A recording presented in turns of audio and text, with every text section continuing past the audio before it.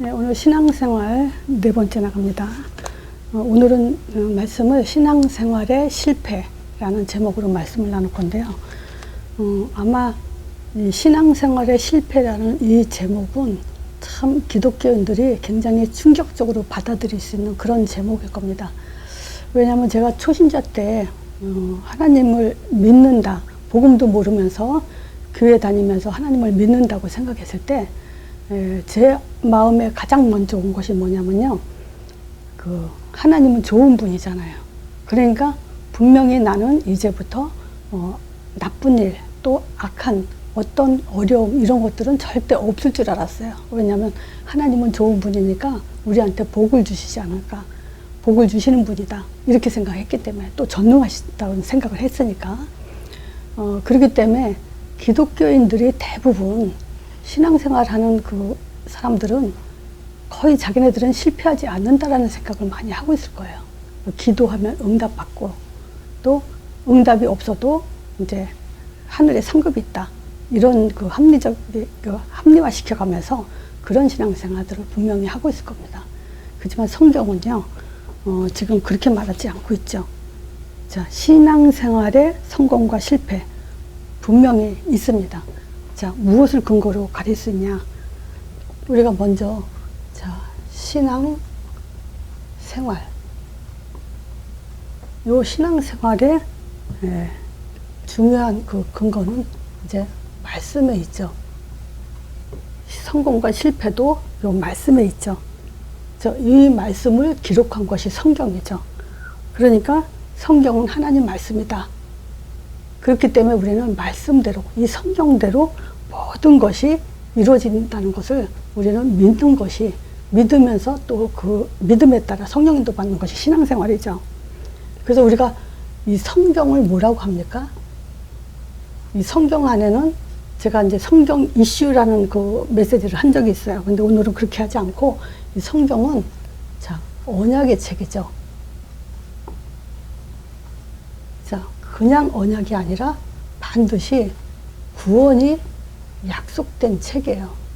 말하자면 보장된 책이라는 거예요. 믿는 사람에게 반드시 약속, 모든 것을 보장해 준다는 그런 약속의 책이죠. 자, 그러면서 우리 성경은 뭘 말하고 있냐? 예배 실패의 책이다. 그 예배 실패 하나로 인해서 가정도 실패하고 세상, 사회도 무너지는 그런 것을 기록한 책이죠. 자, 그리고 요 IS는 이스라엘 약자입니다. 이스라엘의 실패의 책이다. 예배는 누가 드리죠? 신자가 드리죠. 자, 이스라엘 백성도 처음엔 신자로 시작했죠. 그럼 뭡니까? 이스라엘의 실패의 책이란 말은 신자의 실패의 책이다. 같은 말이죠. 자, 네 번째요. 이런 실패 속에서 해답의 책이다. 즉, 회복을 해주시는 그 답을 가진 책이다. 이렇게 말할 수 있습니다. 자, 분명히 우리는 알아야 될 게 뭐가 있냐면요, 하나님은 약속을 주셨기 때문에 그 약속 안에는 그 보장과 또 거기에 따른 그 약속을 놓친 사람들에게는 반드시 거기에 따른 재앙이 임하는 그런 책이죠. 그렇기 때문에 우리가 신앙생활의 실패와 성공을 어떻게 할 수 있냐는 분명히 말씀에서 우리는 확인하고 말씀대로 살아야 됩니다. 자, 말씀의 가장 중요한 키는 뭡니까? 하나님은 사랑이시죠. 자, 그 사랑이라는 근거가 우리를 하나님의 형상대로 창조하셨다는 근거입니다. 그래서 하나님의 형상대로 지음받은 존재이기 때문에 우리는 언약대로 예배에 승리하면서 완벽한 해답을 가지고 승리하도록 그렇게 창조되어 있죠. 그래서 하나님 형상대로 지으시고 정복하도록, 정복자도 처음부터 창조하셨어요. 자, 그러니까 이 말은 뭐냐? 함께 살고 함께 같이 가고 또 함께 충만한 존재로 그렇게 처음부터 창조를 하셨어요. 그리고 나서 이런 창조 속에 뭐가 있냐면 안식이라는 그런 축복을 주셨죠. 하나님 안에서 쉼을 얻는, 즉 하나님의 영역 안에서 참여하는 최고의 영광의 시간을 가질 수 있는 그런 안식의 축복을 이 땅에 주셨죠. 자, 그러니까요. 이렇게 창조되고 이거는 누구도 파괴할 수 없는 그런 하나님의 창조 원리면서 완벽한 그 사랑을 근거로 한 창조 목적이죠. 자, 그래서 우리는 원래 하나님 형상대로 지음받았고요. 이 세상을 정복하고 그 안에서 하나님 안에서 안식하도록 그렇게 창조된 사람 존재입니다. 자, 그래서 우리는 분명히 신자가 신앙생활을 하면서 실패하는 걸 우리는 볼 수 있어요. 성경에 그걸 다 왜 실패하는지 그 근원까지도 다 밝히고 있습니다. 자, 그래서 우리는 정신 차려야 돼요. 속담에 그런 말 있죠.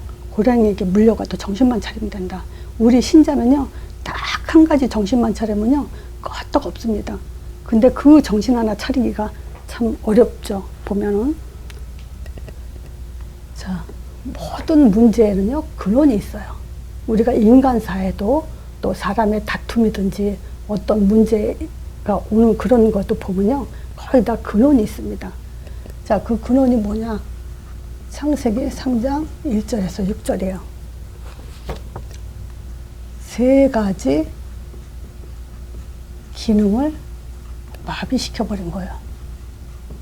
단지 선악과 먹거라 먹지 마라 여기에서 뱀이 지금 사단이 마귀가 뱀 속에 들어가서 아담과 하와를 지금 무너뜨린 것은 단지 선악과를 먹어서 하나님 떠났다.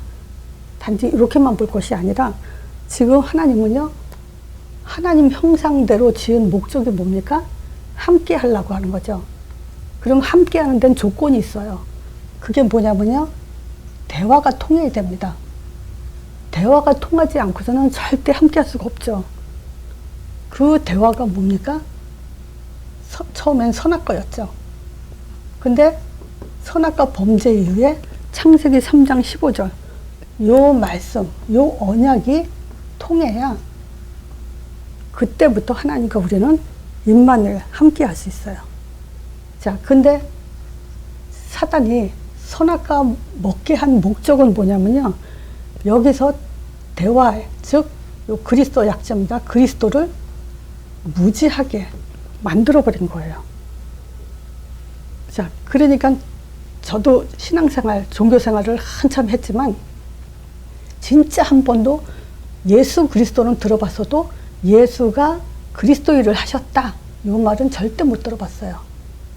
그냥 예수 그리스도 하면서 예수님에 대한 얘기를 하는데 주로 선지자, 에레미야, 엘리야, 예레미야, 선지자, 이런 지식적인 것에 대한 그 말씀을 들었지, 예수가 그리스도다, 예수님이 그리스도를 일을 하셨다, 이 설명은 절대 못 들어봤어요. 자, 이 무지에는 뭐가 들어갔냐면요, 창세기 3장 1절에서 6절 요거랑 같이 설명이 돼야 돼요. 왜 그리스도가 오셔야 되고 왜 그리스도가 아니면 안 되는지, 왜 그리스도를 우리가 계속 강조해야 되는지, 끝까지 우리는 그리스도의 힘을 가져야 되는지, 그 이유에 대해서 설명을 하지질 않아요. 그래서 우리 교회에서 떠나는 사람도 언젠가 말씀드렸지만 다른 교회도 복음 있다 이렇게 얘기해요. 예수 얘기하면 다 복음이라고 생각하는데 그건 절대 아닙니다. 예수님이 직접 말씀하셨어요. 내가 누구라고 하냐 했을 때 예레미야, 엘리야, 세례요한 같다고 말했을 때 그거 아니라고 얘기했어요. 예수를 말하는데 잘못 얘기하면, 즉 이 무지뿐만이 아니라 그걸 가지고 그리스도 변질이라고 얘기합니다. 요게 마태복음 16장 14절이죠. 무지한 것뿐만이 아니에요. 창세기 3장 말하지 않는 예수를 얘기하는 것도 무지고요. 또 요거를 잘못 얘기해서 변질시켜가지고 어떤 문제가 오냐면요, 그리스도 무감각. 이게 뭔 얘기냐면요, 영적 사실을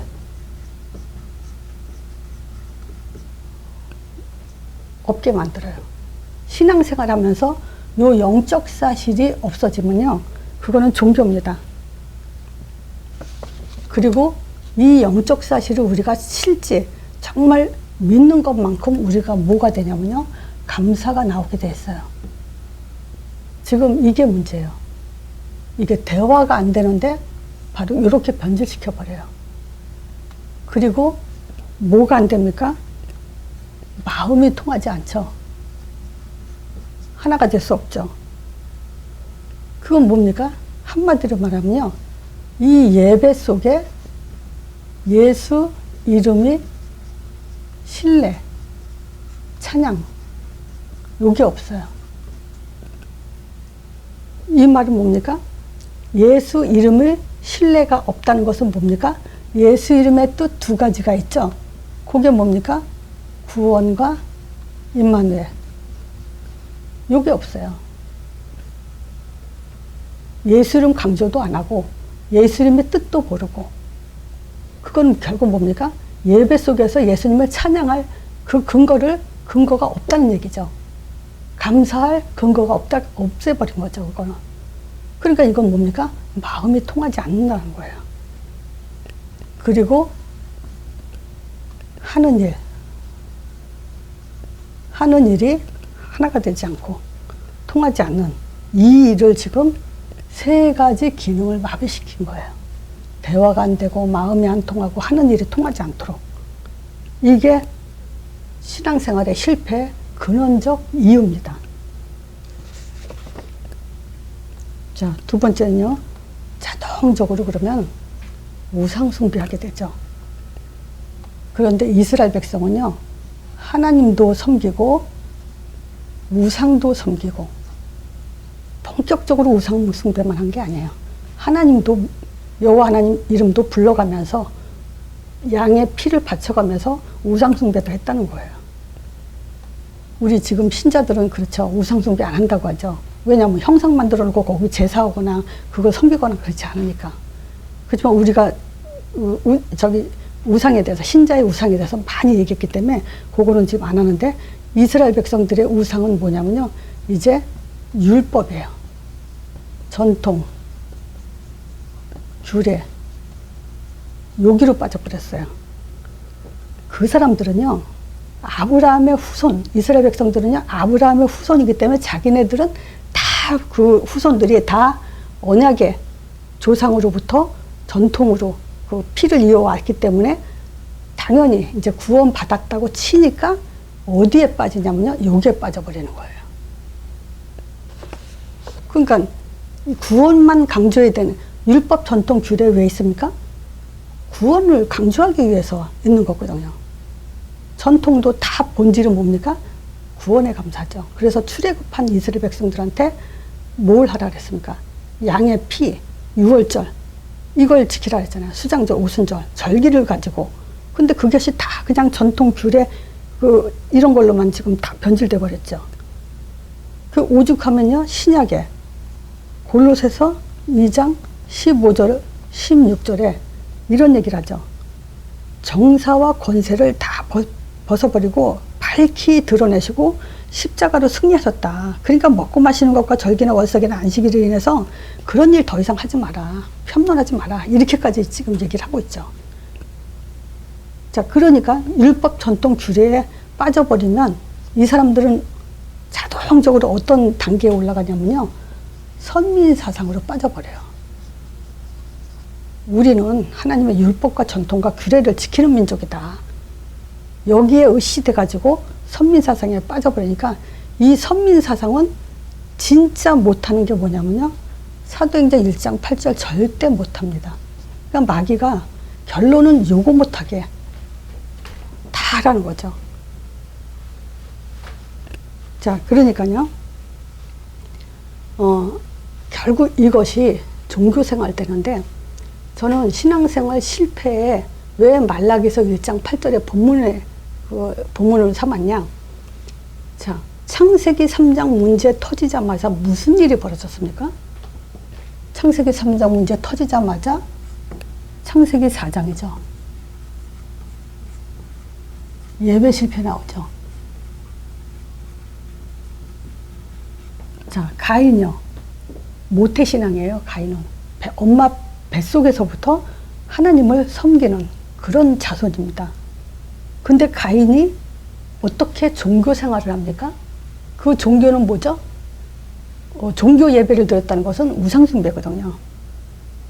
그러니까 지금 예배 드리면서 실패란 거예요. 예배를 안 드리는 게 실패가 아니에요. 예배 안 드리는 거 실패죠. 근데 드리면서 실패했다는 거예요. 그런데 더 심각한 것은 뭐냐? 왜 실패했는지 이유를 몰라요. 그걸 어떻게 알 수 있습니까? 분이 나서 아벨을 쳐 죽여요. 왜 하나님이 내 예배를 안 받고 아벨 예배만 받았냐? 그건 결국 뭡니까? 동생을 돌로 쳐 죽일 정도면은 내가 왜 실패했는지 그 일을 알지 못한다는 거예요. 하나님은 여기에 대한 답을 분명히 줬습니다. 거기에 대한 답은 11에서 기자가 11에서 11장 4절에 기록하고 있죠. 믿음으로 아벨은 가인보다 더 나은 제사를 하나님께 드림으로 인해서 의로운 자라 증거를 얻었다 그래요. 그 증거가 뭐냐면 예물이라 그래요. 피와 곡식. 우리는 양의 피도 잡고 곡식은 감사 예배죠. 같이 드려도 돼요. 근데 곡식 예배, 감사 예배 드릴 때 피도 꼭 같이 드려야 됩니다. 자, 근데 왜 가인은 이 예배를 놓쳤냐? 지금 결국 세 가지 기능이 마비됐다는 거거든요. 정신을 못 차렸다는 거거든요. 또 이사야서 1장이요. 이사야서 1장에 보면요. 여기서도 자세히 얘기를 해요. 얼마나 지금 이 예배에 대해서 하나님이 탄식을 하냐. 피가 예배, 하나님이 믿음으로 인정한다. 너는 정말 믿음을 가지고 예배를 드렸구나. 그 증거를 뭘로 보냐면 양의 피를 본다 그랬어요. 피를 가지고 남은 것을 증거로 삼는다 그랬거든요. 근데 이사야서 1장에는요. 피제사 안 받는다고 얘기를 해요. 여기에는 지금 그 이사야서 1장 10절에 보면요. 너희 소돔의 관원들아 여호와의 말씀을 들을지어다. 제발 말씀을 좀 들어라. 너희 고모라 백성들아 우리 하나님의 법에 귀를 기울여라. 법도 이것도 지금 말씀이죠. 그러니까 말씀을 들어라 이제 강조하시죠. 안 들었다는 얘기예요. 지금 이스라엘 백성들이. 그 여호와 하나님이 뭐라고 말씀하시냐면요. 너희 무수한 재물이 나한테 무슨 이익이냐. 나는 수양의 번제와 살찐 짐승 이런 것들에 이미 벌써 다 배가 불렀다. 나는 수송아지나 어린 양이나 수염소의 피를 기뻐하지 않는다. 말하자면 피 가져 나와봐야 소용없다.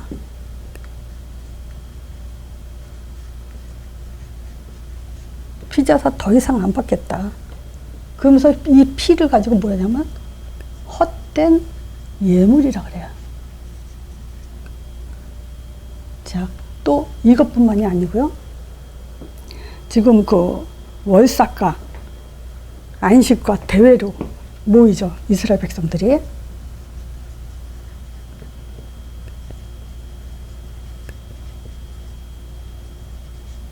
이런 것들은 모이는데 이런 거 모이는 것도 모이지 말라.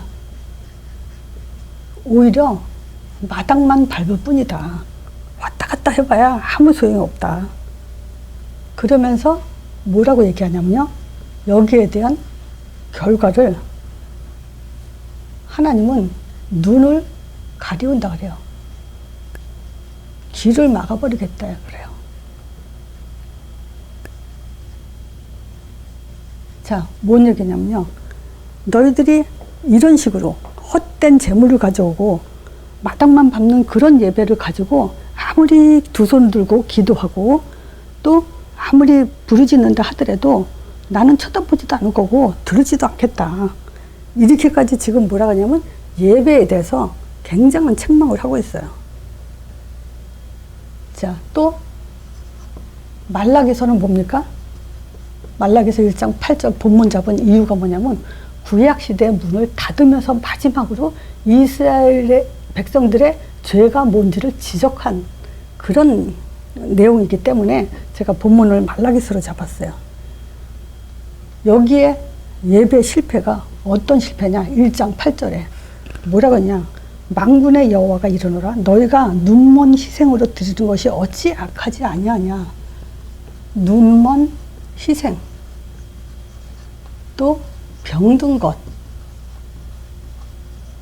이런 것으로 예배를 드리니까 어찌 악하지 않냐. 니들 우두머리 총독에게 이런 예배 짐승 갖다 줘봐라. 사람들도 인간들도 이런 예배 받지 않는다 할 정도로 탄식을 하면서 말씀을 하시죠. 자, 그러면 눈먼 예배가, 눈먼 희생이 뭡니까? 영적 사실을 알지 못하는 예배, 그리스도 없는 예배. 병든 예배가 뭡니까? 마태복음 16장 14절. 양의 피를 가져오면서요, 예레미야, 엘리야, 세례요한, 또 세례요한, 선지자, 이런 식의 지금 예배를 드리고 있다는 거예요.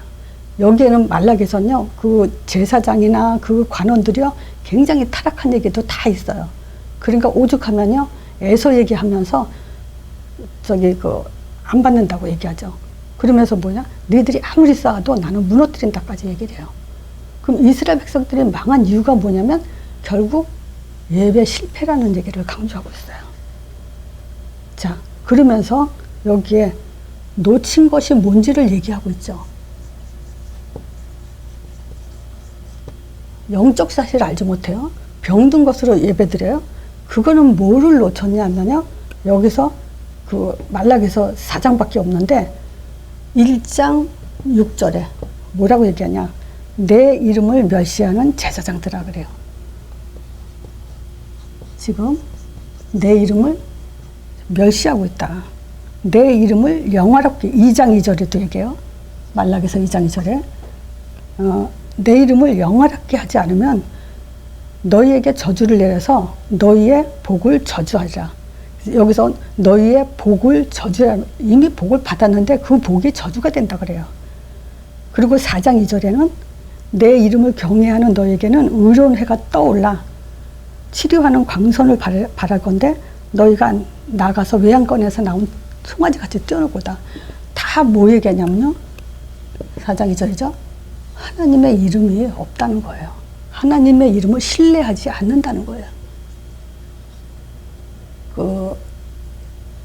하나님의 이름에 지금 의지해서 힘을 입지 않고 엉뚱한 그런 신앙생활을, 또 그런 예배를 드리고 있다고 얘기하는 거예요.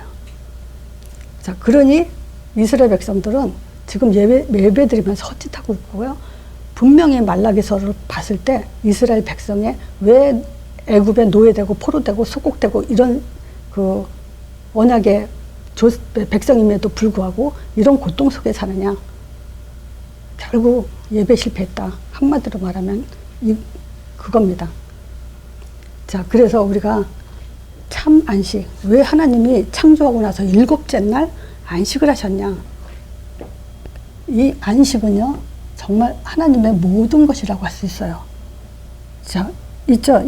우리 인간의 모든 안식, 우리도 행복하고 싶잖아요. 인간의 궁극적인 삶의 목적이 뭡니까? 행복이잖아요. 그 행복은 평안, 안식, 같은 얘기잖아요. 근데 인간의 모든 안식은요, 하나님의 안식에 참여할 때 비로소 완성된다고 할 수 있죠. 자, 일단 안식의 주인 누구라고 하고 있냐?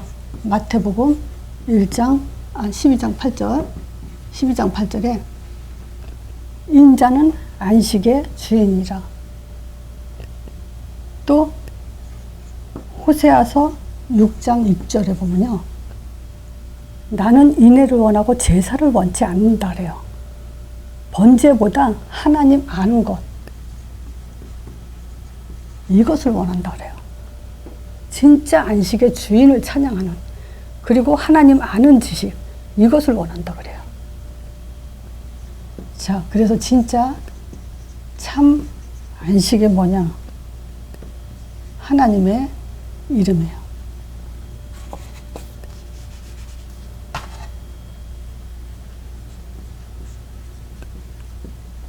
자, 이것이요.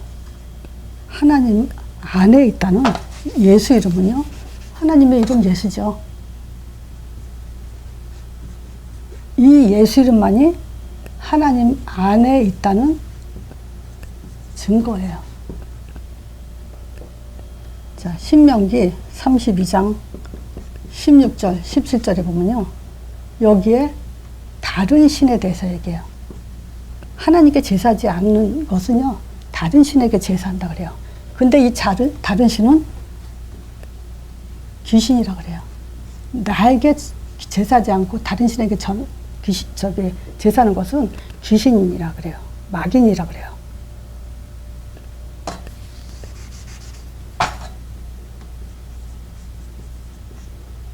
자, 그러니 하나님이 경노하신다 그러죠.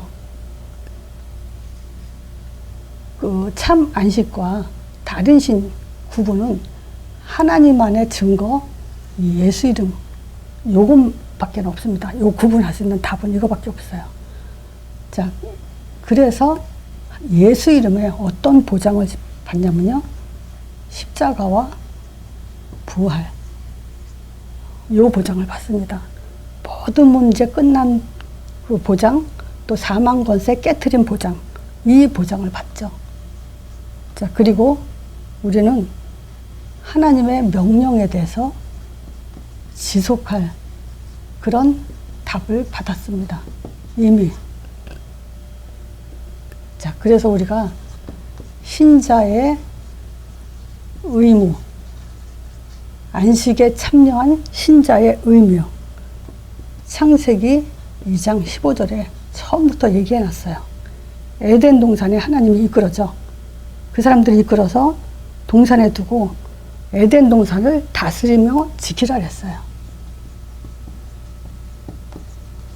요 두 가지를 하라 그랬어요. 자, 그러면 우리는 뭐죠? 예배 속에서 반드시 이 메시지가 나와야 돼요. 그래서 피를 가지고 나오면 당연히 그리스도 예배죠. 피 예배와 같이 에덴 동산을 다스리 지키는 이 메시지가 나와야 되죠.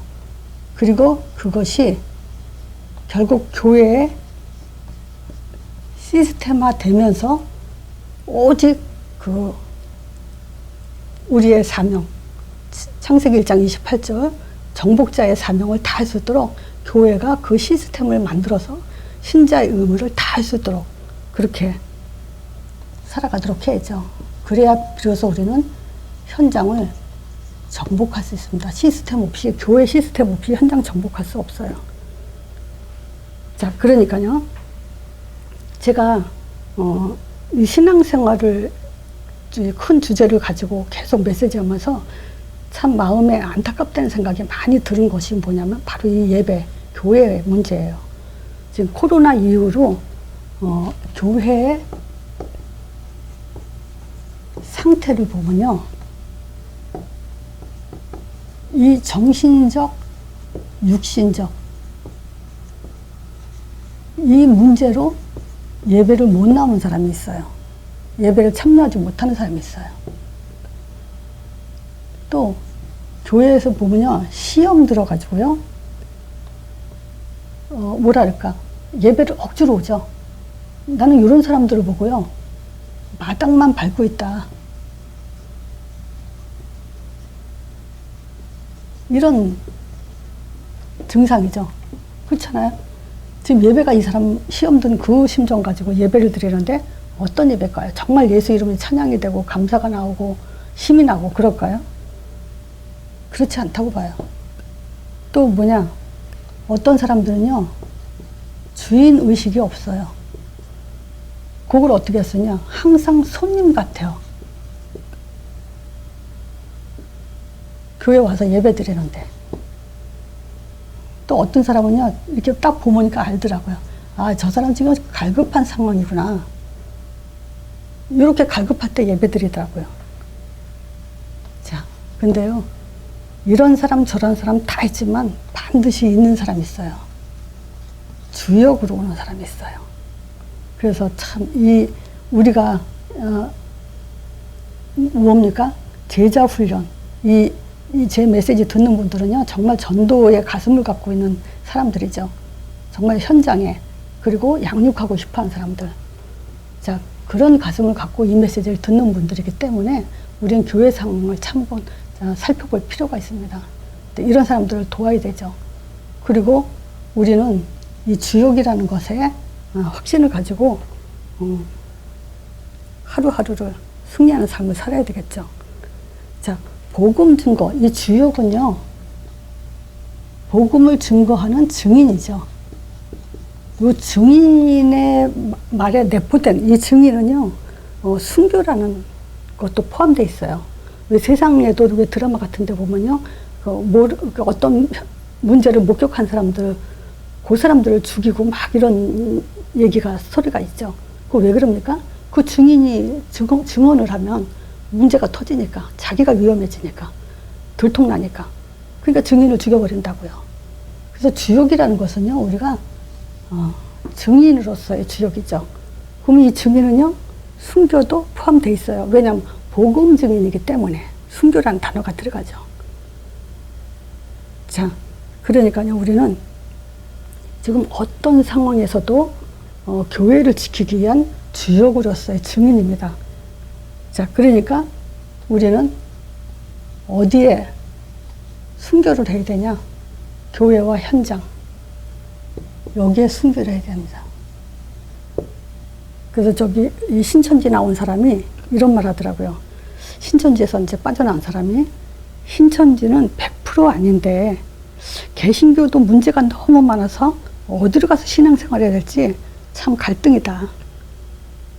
어디에 가서 신앙생활을 해야 구원을 받을지 갈등이다, 이런 말을 했더라고요.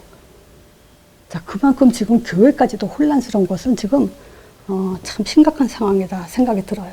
그래서 이 메시지를 듣고 있는 여러분들만이라도 정말 정신 차려서 우리가 신앙생활에 실패하지 않도록, 나도 살아야 되고 가정도 살아야 되고 나를 만나는 모든 사람이 살 수 있도록 거기에 힘쓰는 순교자가 되길 바라봅니다. 자, 이걸로 마치겠습니다.